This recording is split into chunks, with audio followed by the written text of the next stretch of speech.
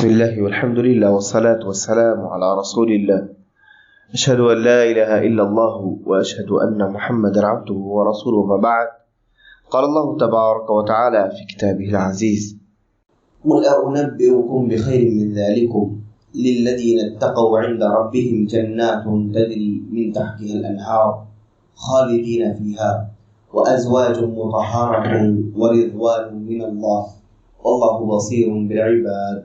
سورہ آل عمران کی آیت نمبر 15 پڑھی گئی۔ اس کا تعلق پچھلی آیت سے ہے۔ پچھلی آیت میں اللہ تبارک و تعالیٰ نے کہا کہ انسان کے دل میں اس کے خواہشات کی محبت کو سجا دیا گیا، مزین کر دیا گیا، خوبصورت بنا دیا گیا۔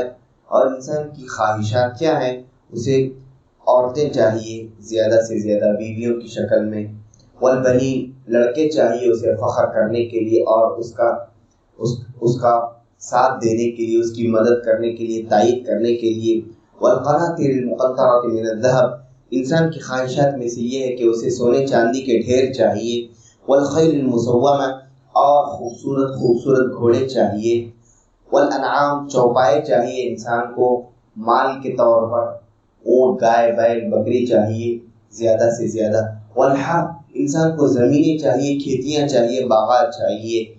اور یہ سب دنیاوی زندگی سے فائدہ اٹھانے کی چیزیں ہیں اور پھر یہ ختم ہو جانے والی ہیں۔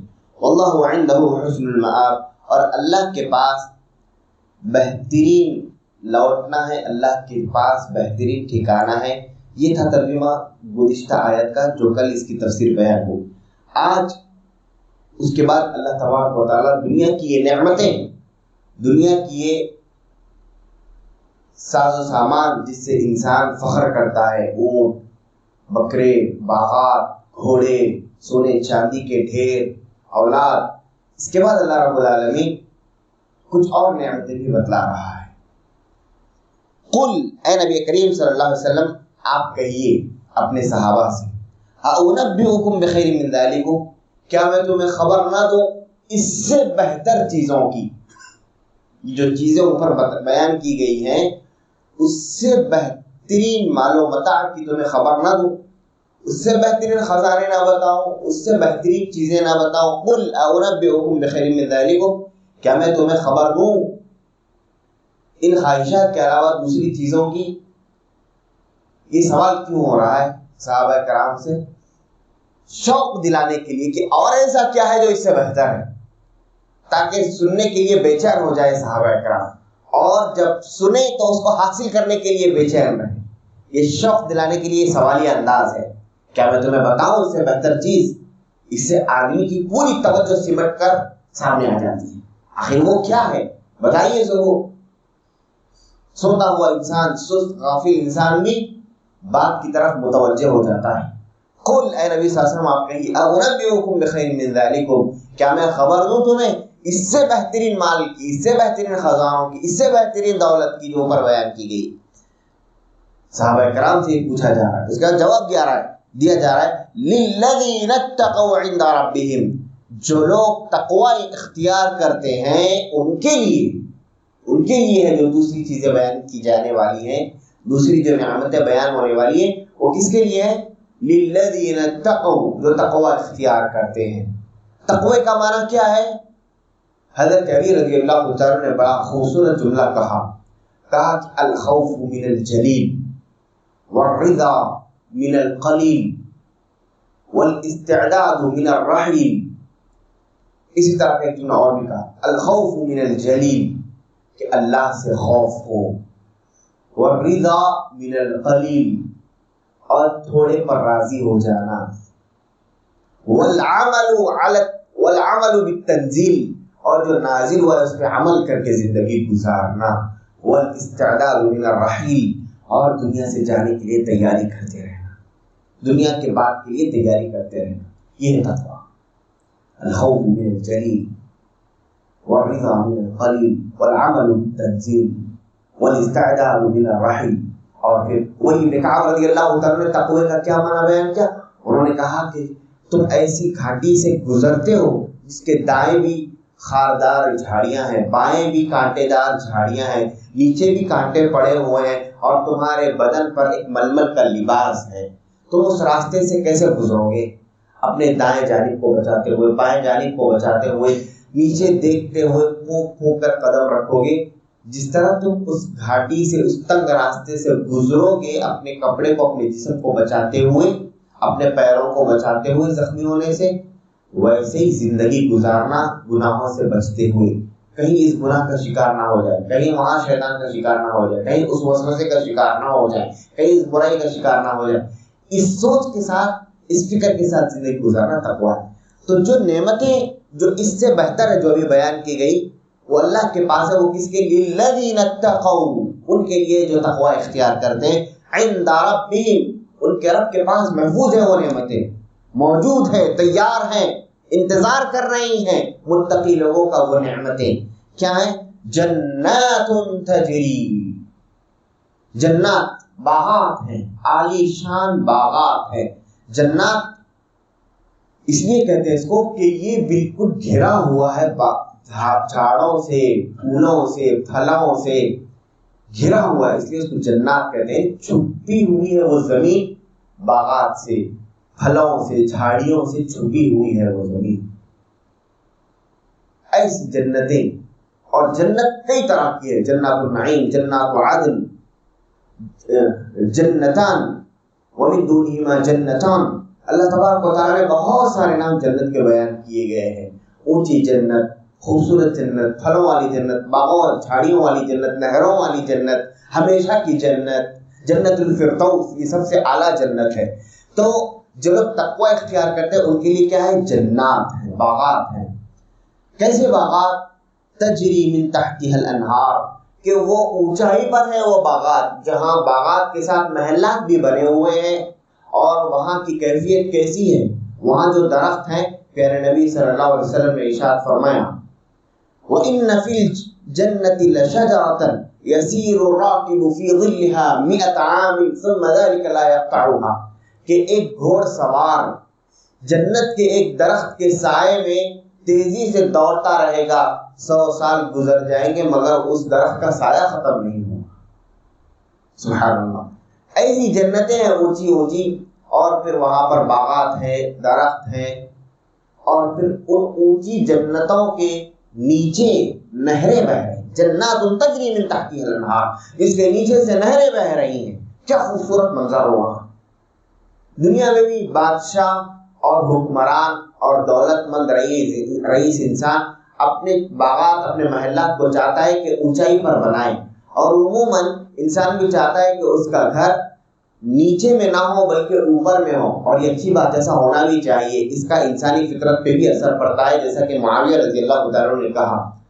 تو اونچائی پر گھر بنانے کے بڑے فائدے، اس سے زمینی اثرات انسان کے اندر پیدا ہوتے ہیں، تو ہمیشہ ہر کوئی اونچی جگہ رہنا پسند کرتا ہے۔ تو اللہ نے کہا ایسی جنتیں ہیں، ایسے محلات ہیں جو اونچائی پر ہیں، جس کے نیچے سے نہریں بہ رہی ہیں، یعنی اونچائی پر گھر ہے اور سامنے دیکھیں گے تو نہریں بہ رہی ہیں۔ خیر جنت تو ایسی چیز ہے، اس کا تصور دل و دماغ میں نہیں آ سکتا، لیکن نیچے سے نہریں بہنے کا مطلب یہ نہیں کہ پانی پر محل بنا ہوا ہے، پانی پر باغات ہے۔ نیچے سے نہریں بہنے کا مطلب یہ ہے کہ وہ سب چیزیں اونچائی پر اور نیچے نہریں۔ کیسی نہریں ہیں؟ کیسی نہریں؟ شہد کی نہریں ہیں، شراب کی نہریں ہیں، دودھ کی نہریں ہیں، پانی کی نہریں ہیں جو کبھی بدبودار نہیں ہوتی، جو کبھی سڑتی نہیں، جس میں کبھی خرابی نہیں آتی، تازہ بہتی۔ اور حدیث میں نبی کریم صلی اللہ علیہ وسلم نے فرمایا کہ اللہ کے عرش کے پائے سے نہریں بہتی ہیں۔ وہ جو نہریں بہتی ہیں اللہ کے عرش کے، اللہ کے تخت کے پائے سے وہ نہریں بہتی ہیں۔ جنات تجری من تحتها الانہار، کیا یہ نعمت، دنیا کی جو نعمتیں بتلائی گئی اس سے بہتر نہیں؟ اللہ کے نبی صلی اللہ علیہ وسلم سے کہا گیا کہ میں تمہیں اس سے بہتر چیز نہ بتاؤں؟ اور وہ ان کے لیے ہے جو اللہ سے تقوی اختیار کرتے ہیں، اور وہ نعمتوں میں سب سے پہلی نعمت ہے جنات تجری من تحتها الانہار خالدین فیہا۔ دوسری نعمت یہ ہے کہ وہ کبھی ان سے چھن جانے والی نہیں ہے نعمت، وہ جنت کبھی ان سے واپس نہیں لی جائے گی، وہ جنت کا محل کبھی ان سے واپس نہیں لیا جائے گا، نہ اس کا ٹیکس دینا ہوگا، نہ اس کی بجلی بھرنی ہوگی، نہ اس کا کرایہ دینا ہوگا، نہ اس کا مینٹیننس دینا ہوگا، کوئی اس کا مطالبہ نہیں ہے، اور نہ کبھی وہ تم سے واپس لی جائے گی۔ خالدین فیہا، جس میں ہمیشہ رہو گے، اور کیسی ہمیشگی؟ جہاں کبھی موت نہیں ہوگی۔ اور کیسے رہو گے اس میں؟ نوجوان ہو کر کے رہو گے، کبھی وہاں کمزوری اور بڑھاپا بھی نہیں آئے گا، ہمیشہ رہو گے اس میں۔ دوسری نعمت، تیسری نعمت، وَأَزْوَاجٌ مُطَهَّرَةٌ، اور وہاں پر تمہارے لیے خوبصورت بیویاں ہیں، بہترین بیویاں ہیں، مردوں کے لیے بہترین بیویاں ہیں، اور عورتوں کے لیے عورتیں مومن مردوں کے حق میں ہی رہیں گی جن کے شوہر دنیا میں رہے ہوں گے۔ خوبصورت بھی، ازواج مطہرہ، مطہرہ پاکیزہ بیویاں، پاکیزہ بیویاں معنوی لحاظ سے بھی پاکیزہ اور ظاہری لحاظ سے بھی پاکیزہ۔ ظاہری لحاظ سے بدبو سے، حیض و نفاس سے، پسینے سے، غلاظت سے، گندگی سے، حسن کے عیب سے، حسن کے نقص سے، حسن کی خرابی، ہر چیز سے پاک ظاہری طور پر اگر آپ دیکھیں۔ اور بھی جو حوریں ہیں جنت کے اندر، جو بیویاں ہیں مومنوں کی، اس کے صفات میں نبی کریم صلی اللہ علیہ وسلم نے بہت ساری باتیں ارشاد فرمائی ہیں، بڑی بڑی آنکھوں والی، مطہر، ظاہری عیوب سے پاک اور معنوی عیوب سے بھی پاک۔ معنوی عیوب سے پاک کیسے؟ حسد سے، کپٹ سے، کینہ سے، اللہ کی نافرمانی سے، بد اخلاق سے، بد زبانی سے، یہ ساری بیماریوں سے پاک۔ وازواج مطہرہ، یہ تیسری نعمت ہے۔ اور پھر اس سے بڑی نعمت بھی وہاں پر ہے، ورضوان من اللہ، اللہ کی رضامندی، اللہ کی رضامندی، اللہ کی خوشی۔